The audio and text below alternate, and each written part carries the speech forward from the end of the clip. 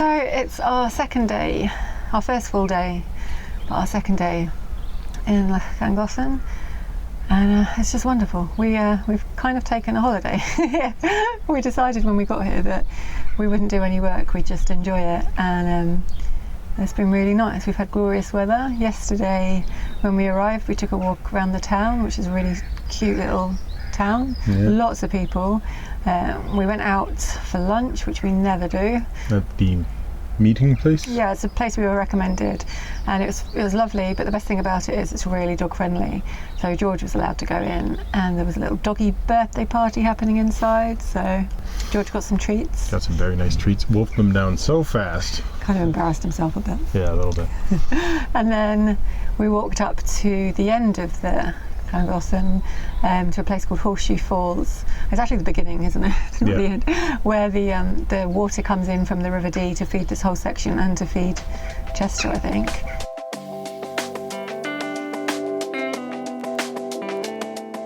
Okay. So we've made it to the end of the canal. We're at Horseshoe Falls. Over here is the meter house that controls the amount of water that goes down and ultimately forms the canal. And you can actually see the start of the canal. Yeah. So yeah, the River Dee feeds the canal. I can't remember how many gallons. It was a lot of gallons per day. 12 million, I think. A lot. Yeah. And this is about 2 miles from where we're moored. So we'll walk home. Yeah.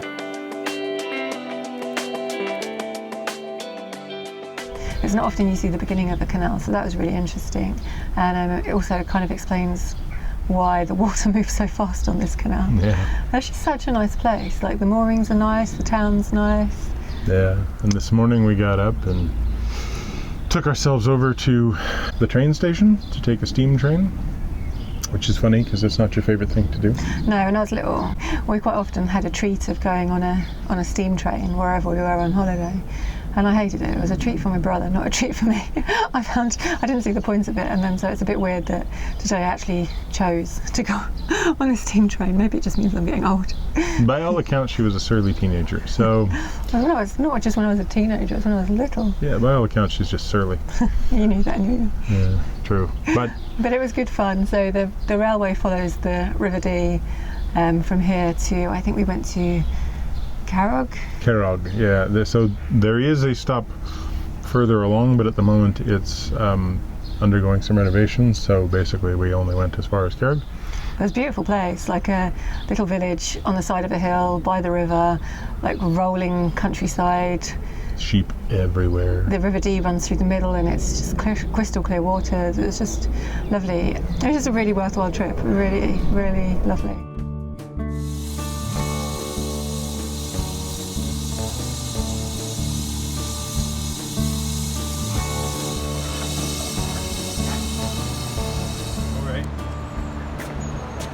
I've got 2 return adult tickets. And George Hess's home.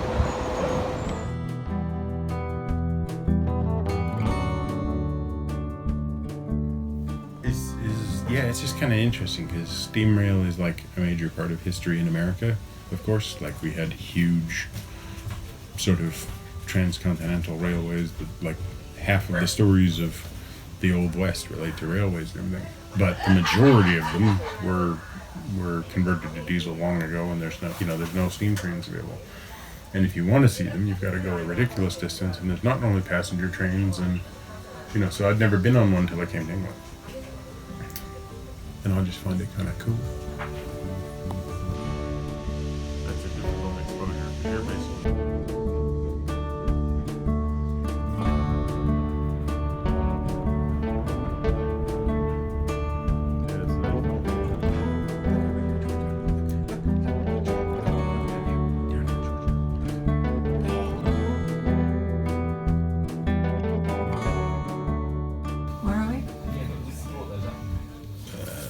I've got a cheat sheet.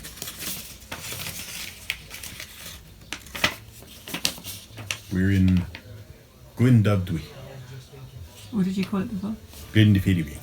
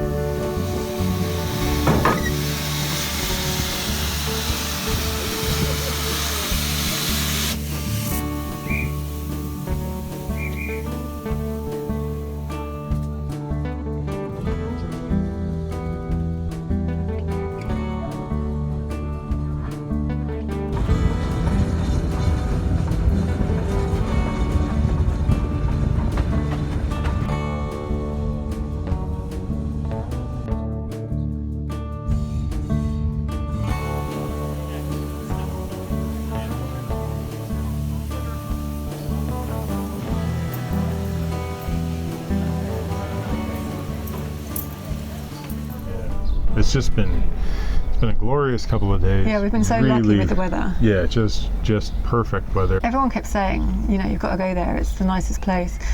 And I kind of I did believe them, but you know what I mean? Until you see it for yourself, you don't kind of really get it. Yeah. And it is totally worthwhile coming up here. It's a shame, though, that we are only able to have a 48-hour mooring. Yeah, I guess that's the advantage of coming in winter, because the 48 hours revert to 2-week moorings. It's just not that easy to cover everything you might want to in that 48 hours. Because of my foot, we've kind of done all the walking I can do.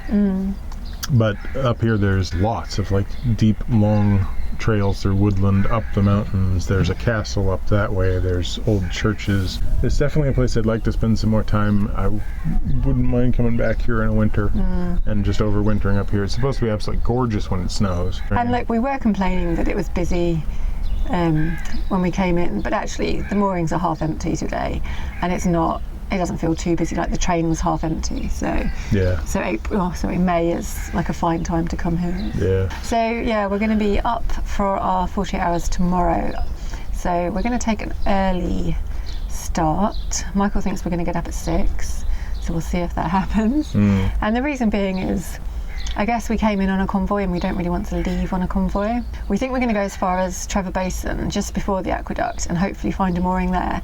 If we don't find a mooring there, we'll have to go over the aqueduct. And more up on the other side. But we want to explore Trevor Basin and maybe try and get a view of the aqueduct from below. So hopefully we'll get a mooring. Yeah. We tend to have good luck with it, so I think we'll probably be fine. But if we don't, we'll do the crossing. You will pilot us across the crossing. I will get on the other side, and then. Well, you might as well wait in Trevor Basin, so you don't have to walk across and walk back again. Oh, good point. Yeah. I'll just be be like, standing bye. there waving, and then I'll walk across the bridge down below as I was planning all along, or just ford the river. Well, no, I'll go across, moor the boat up, walk back. Then we'll go down. We'll go across, and then we'll walk up the other side. I like that.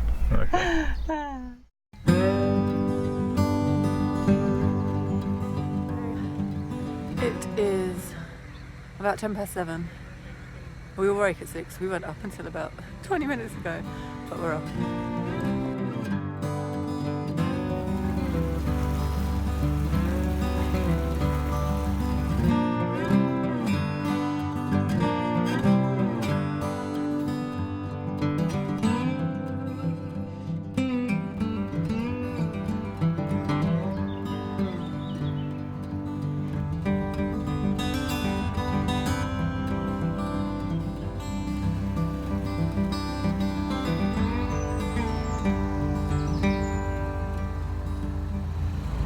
Waiting in the section where the canal narrows. Joe's gone ahead. She's going to call me when she gets to either the passing point or the end of it. Let me know that there's nobody coming through, because there were definitely boats coming through yesterday morning.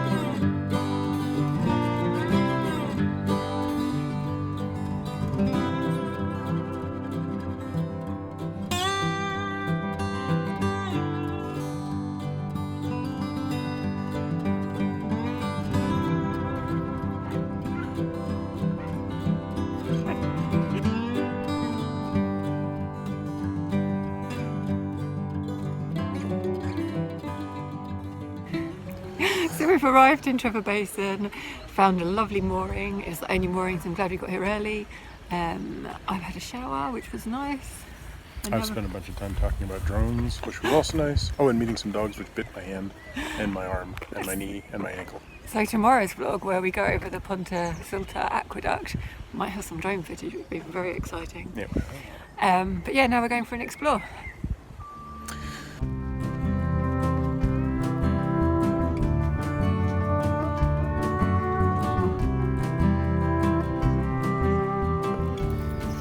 So this is the sign saying that this is a World Heritage Site. It's an 11-mile World Heritage Site. And the part I find funny about it is the bit where it says it's the first World Heritage Site in the United Kingdom to straddle two countries, Wales and England.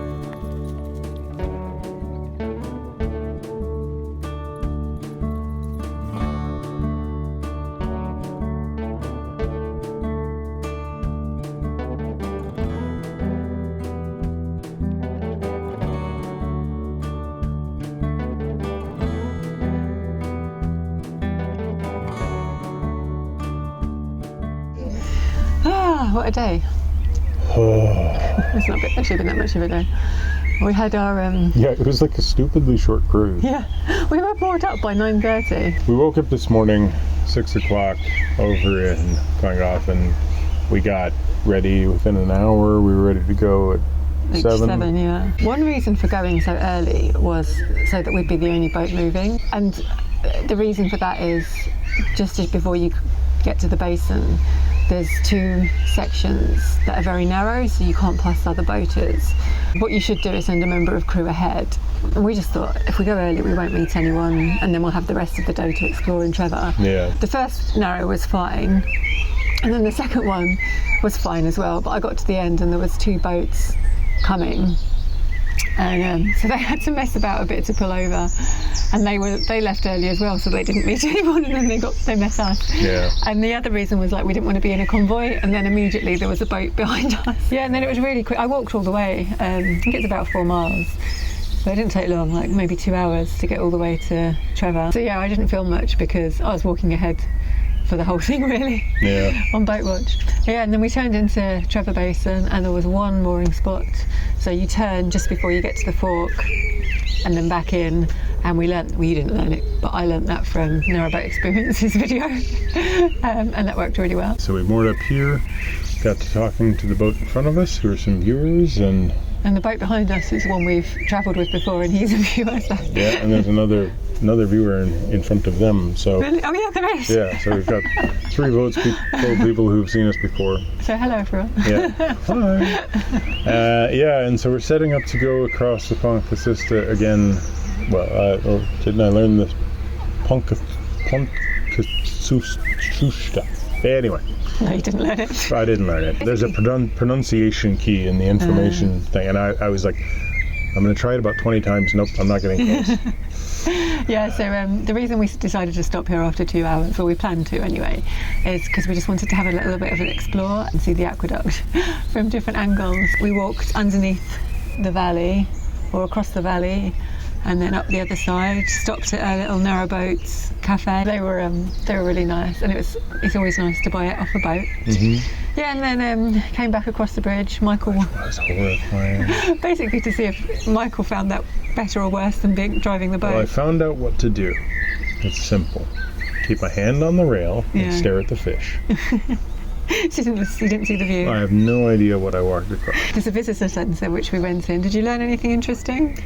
Well, mainly I got asked a whole bunch of questions about America by a guy behind the desk. He was also talking to me about Canada. Why was there the riot when the Vancouver Canucks lost? And I'm like, oh gosh, wow. I know, there's me and George sitting outside going, oh, you must be learning a lot about the aqueduct. Well, I did look at all the tools. There's a bunch of sort of iron artifacts and steel artifacts of tools from the day, and yet most of them aren't really labeled very much, so I kind of didn't know what most of it was. And there was a little bit explaining how it was built and everything. But most of it boiled down to the boiled sugar, lead, and Welsh flannel that sealed the 1,200 feet of cast iron that makes the trough of the whole thing. So it was quite interesting. I still think that it's basically witchcraft. But And then when we were underneath, Michael was like, there's a hole in the iron. yeah. The bit I went under, you could basically stand right under the arch because it was like on the slope. Mm-hmm. So you got to see all the rusty. Oh, good. There was this like little pathway down, so Michael was like, why don't you just go and have a look? Anyway. Thinking she'd be gone for like 5-10 minutes. But then there's this sign that says Aqueduct viewpoint walk, and I was like, oh, I'll walk to the viewpoint. Anyway, I kept walking. Eventually I got to this opening, but it's a viewpoint over like the sewage works, so you basically see the bridge in the background and then this big brick ugly building. it is a viewpoint, I suppose. So then I thought, I'll walk a bit further, but then you just you loop around the wrong way to get a view. And then I thought, oh, well, I'm halfway to Tesco's. I might as well go to Tesco's. So I phoned Michael up. I'm going to Tesco's. The adventure continues.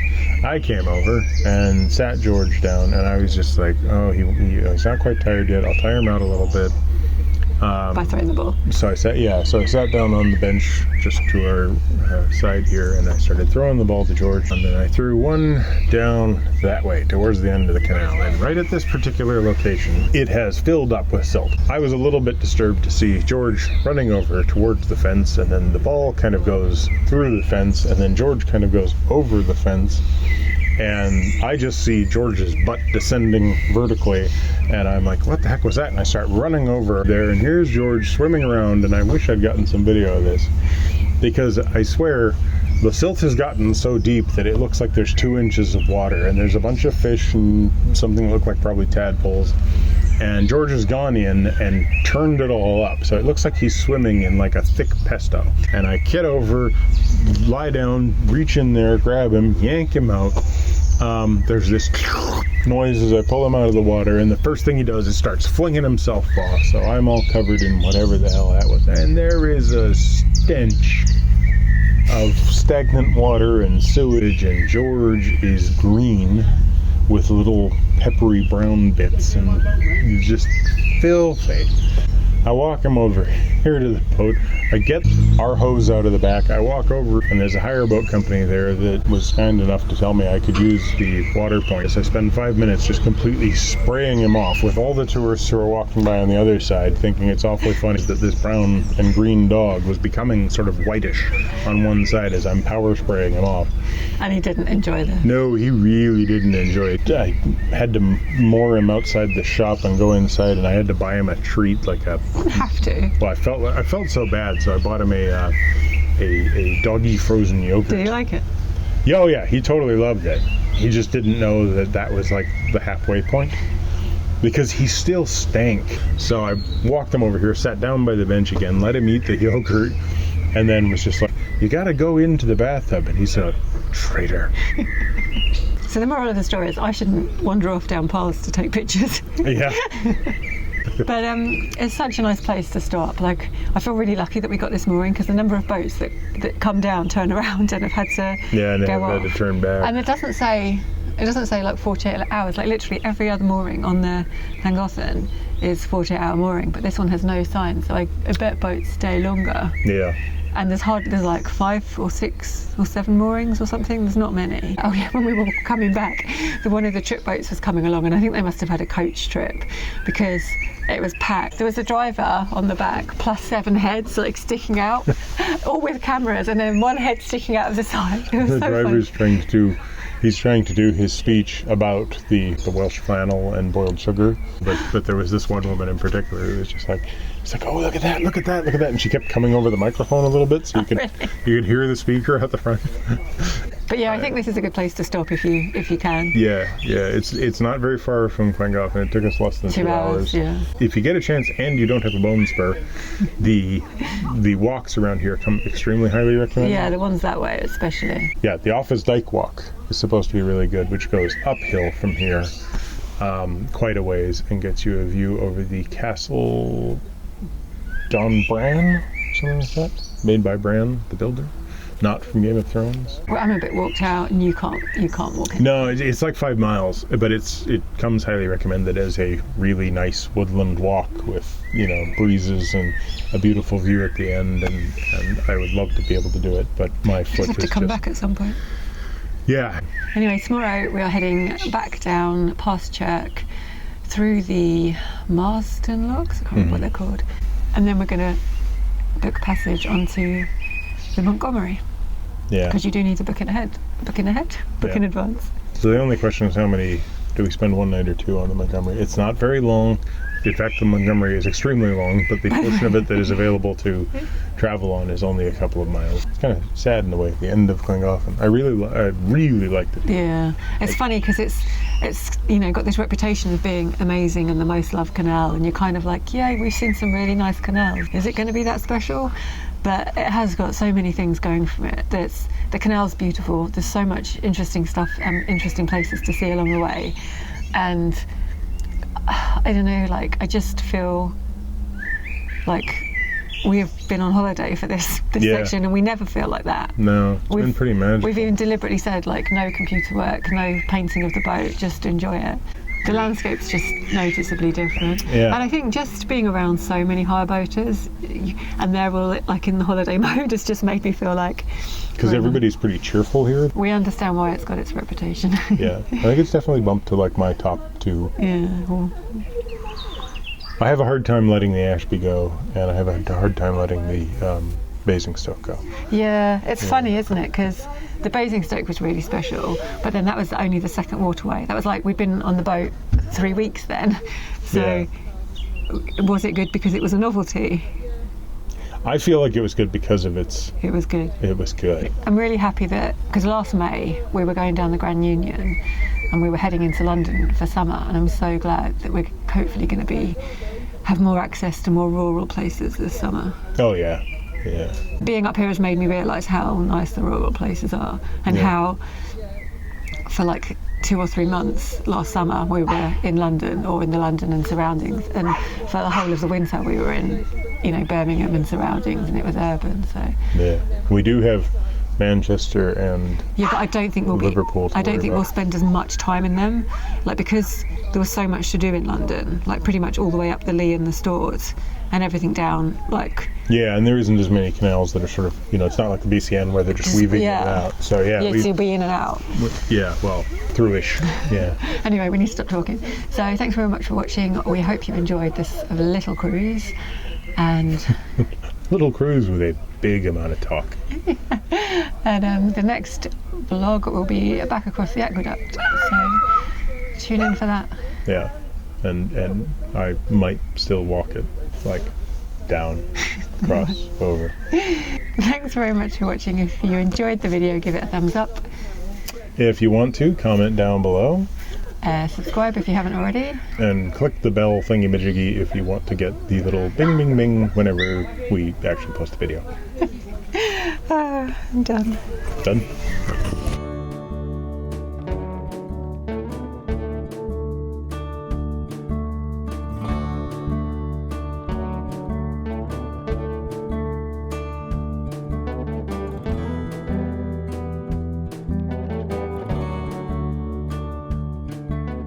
Michael said earlier while we were having lunch, like, England is basically flat, and my response was, well, why is there so many blooming locks on the canals? I think I had a good point. It's fairly flat. I know.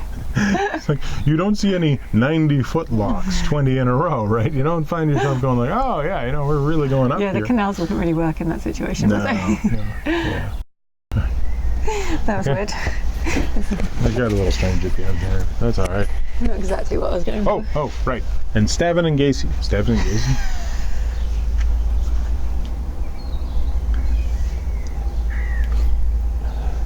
Joe wanted to educate me more about the nature of Wales and England and their relationship to each other. No, I didn't. So she got me watching Gavin and Stacey this morning. Last night? Yesterday morning? Yeah, last night. Okay, so she's had me watching Gavin and Stacey to try and teach me about the complexities of the relationship between the Welsh and English.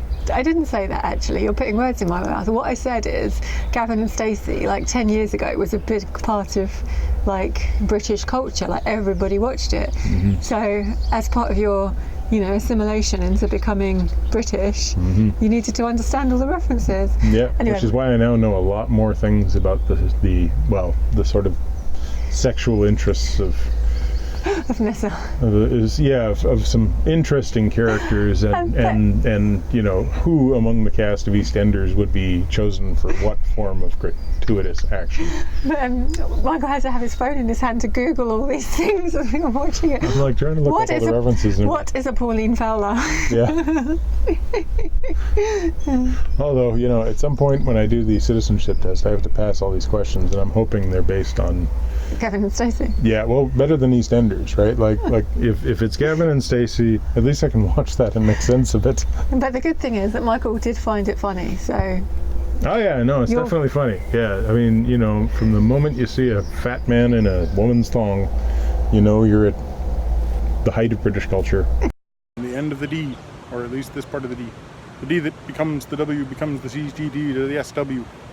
You can actually... I felt like rapping there for a second. Well, you failed. Oh, baby. You can actually cruise on the D further up. Can you? Mm-hmm. Oh. It's on my map. What are we doing here? You got chocolate on your lip. Oh, that was disgusting. Yeah, Mega. I hate you. She hates me. I actually do. She totally hates me. So he was actually a thing and not a thing from Big Bang. No. Bill Nye the Science Guy was like Mr. Proton. Oh, Professor Proton. Yeah, Professor Proton is like the precursor to Mr. Wizard and Why are you still recording this? Professor Proton's... Your arm's getting tired. Yeah. We don't need to be recording this. Okay. Thanks very much for watching. Feels better. Hope you... Sorry. Yep. What? I just want to go and sit down. Okay, 3, 2, go.